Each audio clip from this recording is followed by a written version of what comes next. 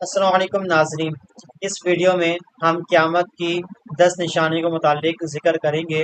اور یہ 10 نشانیاں کیا ہیں، یہ آپ اس ویڈیو کو کمپلیٹ دیکھیے گا۔ پہلی نشانی یہ ہے کہ لوگ نمازیں نہیں پڑھیں گے۔ تو آج آپ دیکھ لیں کہ ہمارے پاس لوگ جو ہے وہ نمازیں نہیں پڑھ رہے، اور فجر میں بھی آج بھی جو ہے وہ تقریباً جو ہے وہ ہمارے 2 صفحے بھی نہیں پڑھی تھی تقریباً۔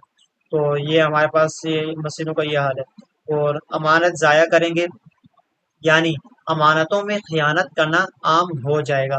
یہ لوگ امانت تو رکھوائیں گے کہ اس میں خیانت کر رہے ہوں گے لوگ، ٹھیک ہے، تو یہ اب بہت عام ہو جائے گا۔ نمبر 3، سود کھانے لگیں گے، اور آج کل جو ہے تقریباً آپ دیکھ لیں ملک کے ملک سود پہ چل رہے، پوری دنیا جو ہے وہ اس پر پورے کاروبار میں چل رہی ہے سود پہ۔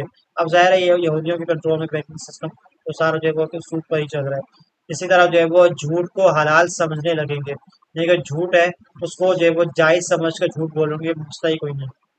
نمبر 5، قتل و خون ریزی معمولی بات بن جائے گی، یعنی کہ قتل وغیرہ کرنا ایک دوسرے کا، تو یہ بالکل معمولی بات ہوتی ہے۔ آج کل آپ دیکھ لیں ایسے گولیاں ماری جا رہی ہیں جیسے وہ مسئلہ ہی کوئی نہیں ہے، کوئی پرابلم ہی نہیں ہے نا، تو یہ آج کل یہ سب کچھ ہو رہا ہے۔ اس کے بعد اب کیا ہے کہ اونچی اونچی عمارتیں بنائیں گے، اور آج کل آپ دیکھتے ہیں بہت بڑی بڑی بلڈنگس بنائی جا رہی ہیں، چائنا میں دیکھ لیں، جاپان میں دیکھ لیں، ایون پاکستان میں بھی ہو رہا ہے، ترکیہ میں بھی ہو رہا ہے، امریکہ وغیرہ، تو سب کچھ یہ ہو رہا ہے۔ یہ قیامت کی نشانی ہے، تو یہ لوگ کریں گے اس طرح، ٹھیک ہے۔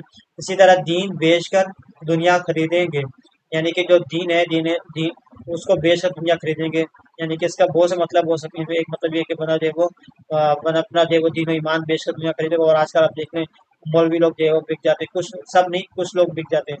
تو نمبر 8، رشتہ داروں سے بدسلوکی کریں گے، اور آج آپ دیکھیں کہ رشتہ داروں کے ساتھ واقعی میں ان کو پوچھتا بھی کوئی نہیں۔ اگر پیسہ ہے تب تو ٹھیک، اگر پیسہ نہیں ہے تو پھر یہ پوچھتا ہی نہیں ہے کوئی۔ نمبر 9، اچھا انصاف نایاب ہو جائے گا، ٹھیک ہے۔ اور نمبر 10، جھوٹ سچ بن جائے گا، یعنی کہ جو بندہ جھوٹ بول رہا ہوگا، آدمی سمجھے گا بھائی یہ جو ہے وہ کیا ہے،